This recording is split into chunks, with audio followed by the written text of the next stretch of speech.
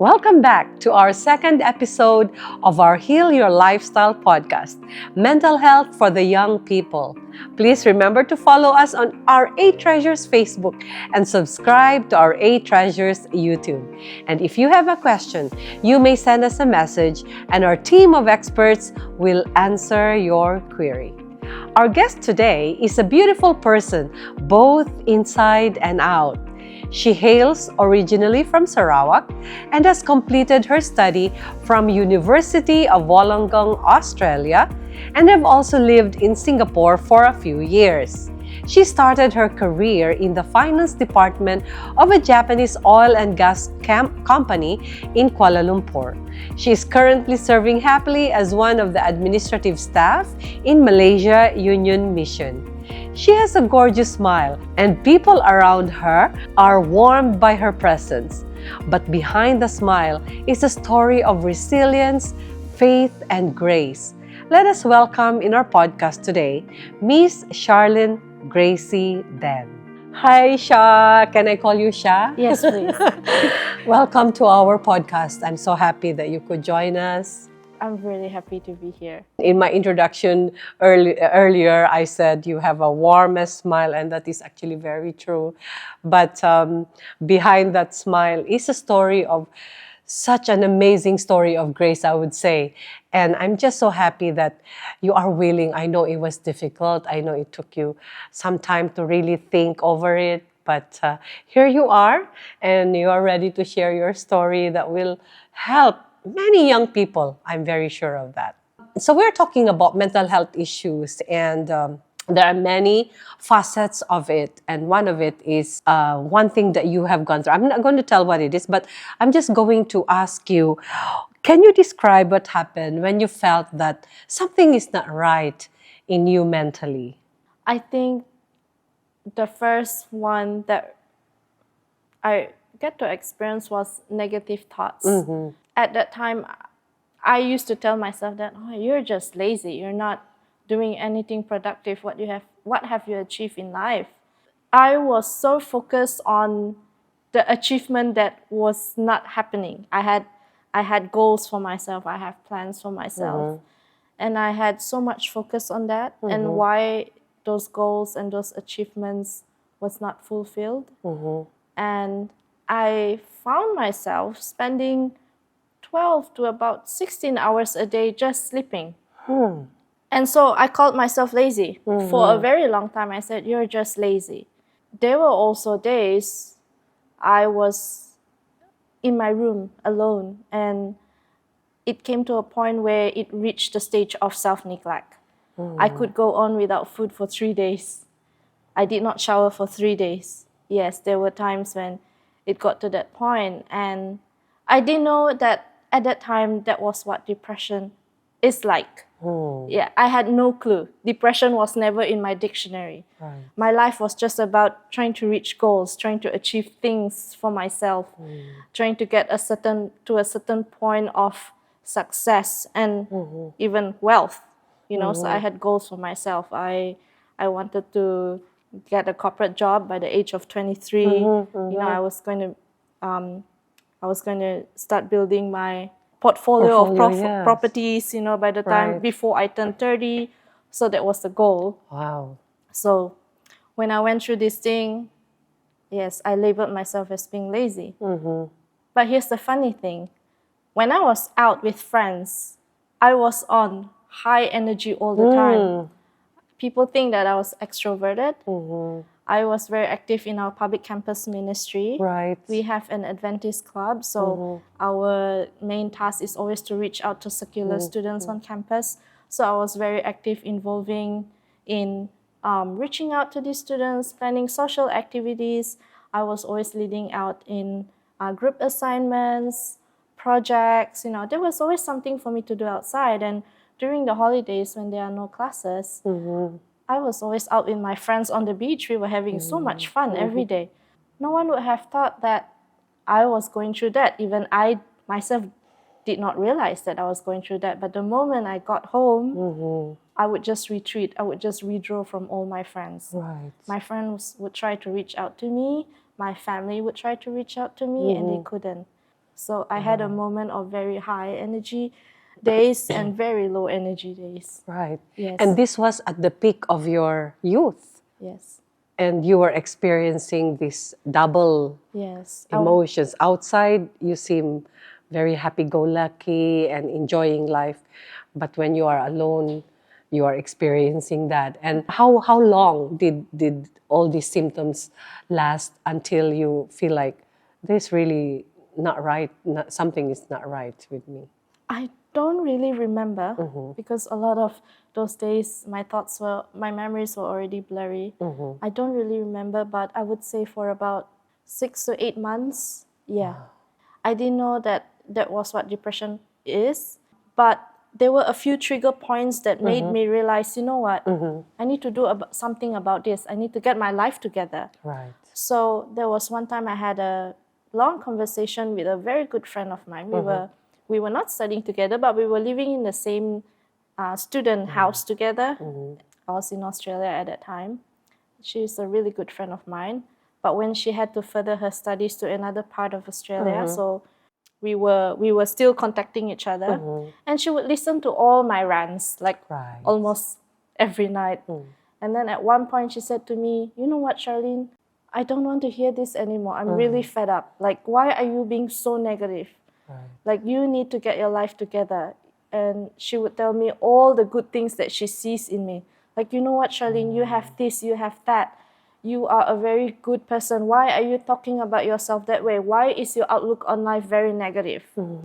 I was so ashamed. She sort of gave a slap on my face. Like, why was I thinking so negative of life and about myself? She made me realize that, you know what, this is not normal. Right. Yeah. So because I was so shameful, I decided to end the phone call. And I decided to do a little bit of research. And that was when I found out that probably what I was experiencing was depression. But at that time, I was still not sure.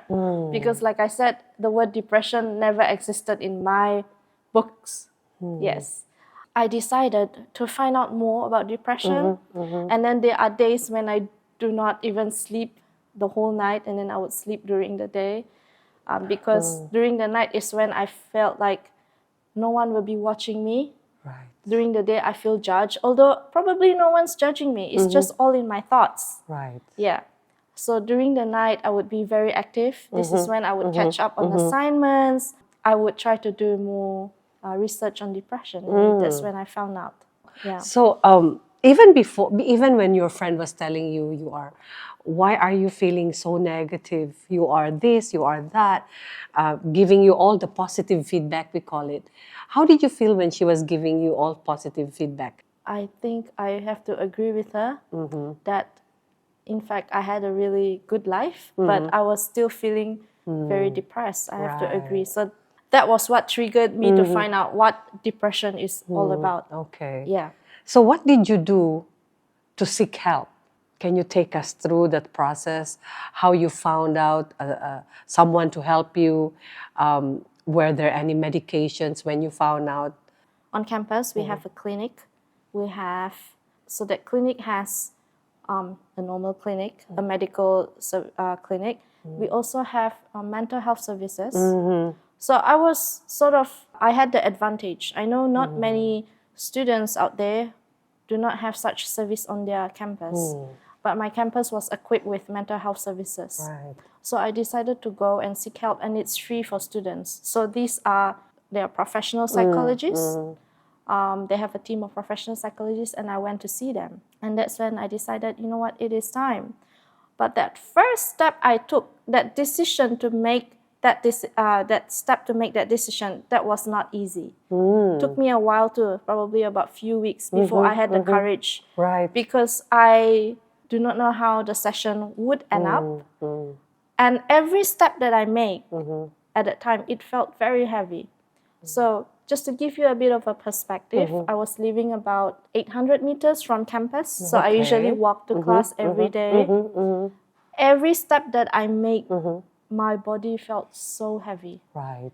It's like the earth just pulls my body. Gravity just never felt as heavy as those steps that I made. I dragged myself, literally, I had to drag myself to seek help. And even on the way to the clinic, because the clinic was right in the middle of campus, I would be so vigilant. I would be so conscious of, oh, where are my friends? I do not want them to see me. I don't want them to see me stepping into the mental health clinic. You know, I was very, you became so self-conscious of the image that you're trying to project.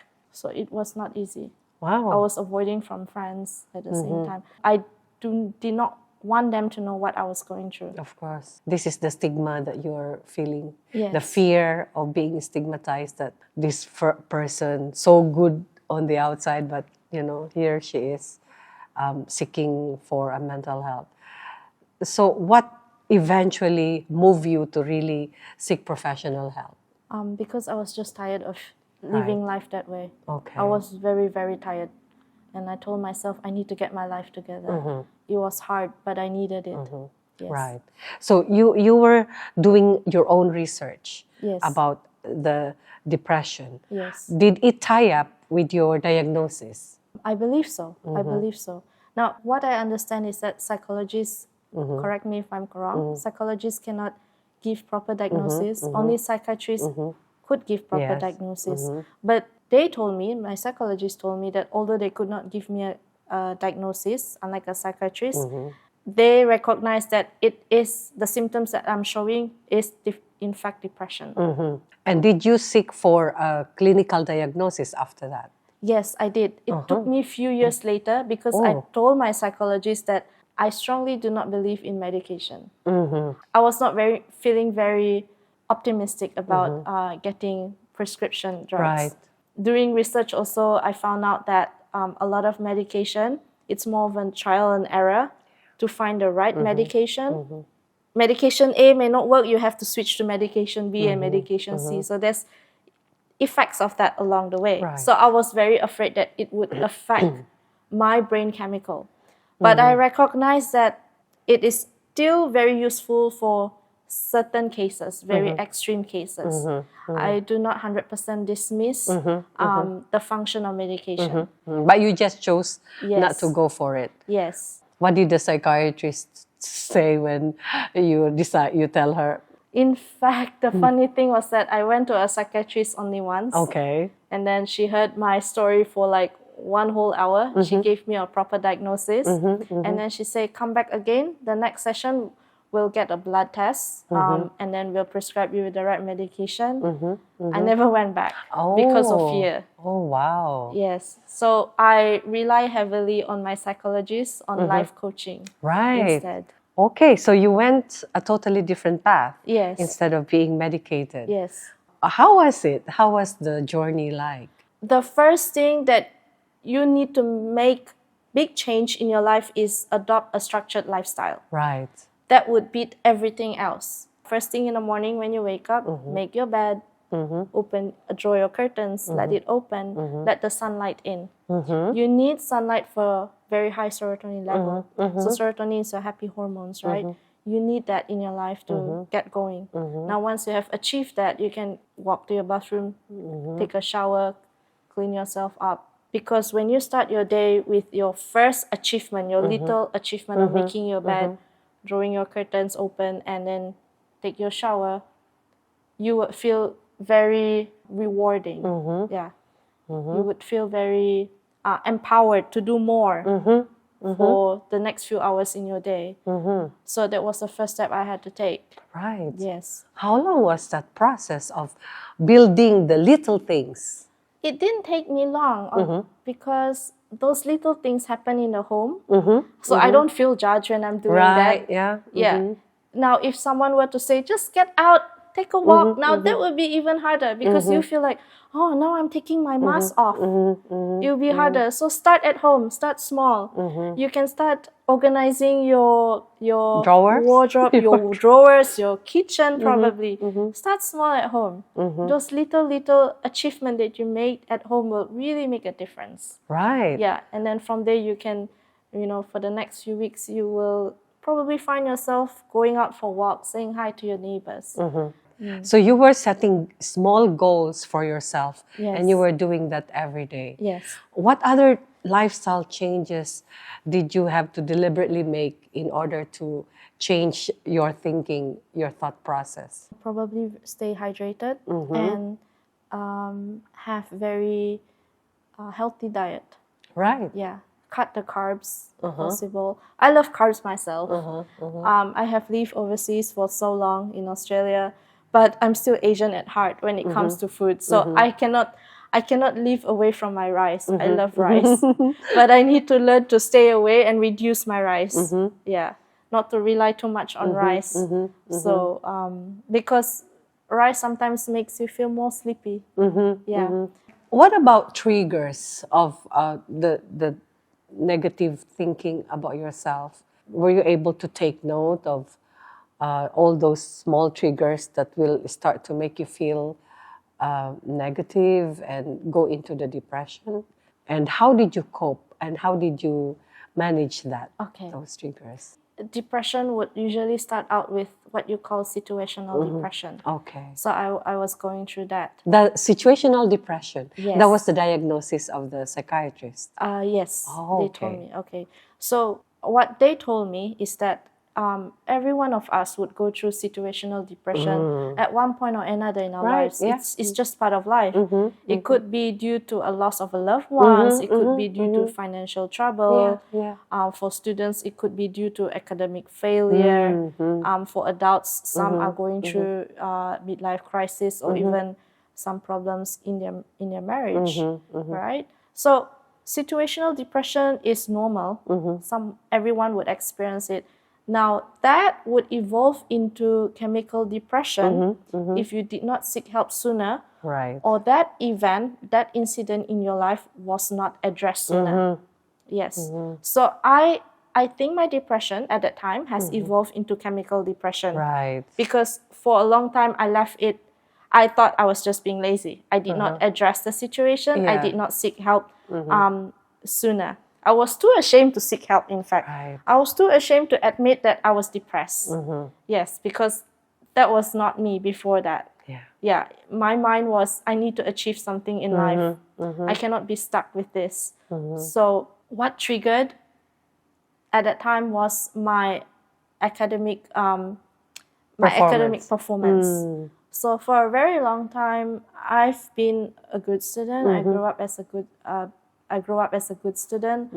My mom was very strict with studies. I thank her for that. But the moment when I struggled academically for the first time in my life, I did not know how to handle. I did not know how to handle academic failure because my whole identity was attached to my academic achievement.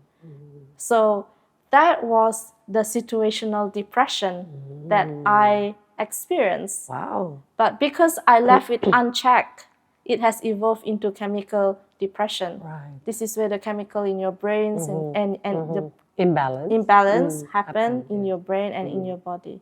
It's funny that you talk about identity. In one of the young adults interview that I had, he was also referring to self-identity, looking for identity when he was young. And now it came out again. I think as a young person, the struggle is really looking for the identity. Who am I? What is my purpose in this life? You know, and if you are able to pinpoint that, oh, this is my identity, and suddenly it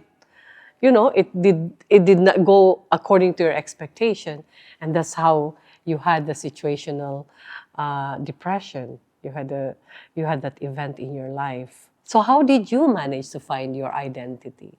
My psychologist helped me with this. He helped me go through this. He told me that because I have attached my identity to my academic achievement for a very long time, I did not see anything else that would tie to my identity.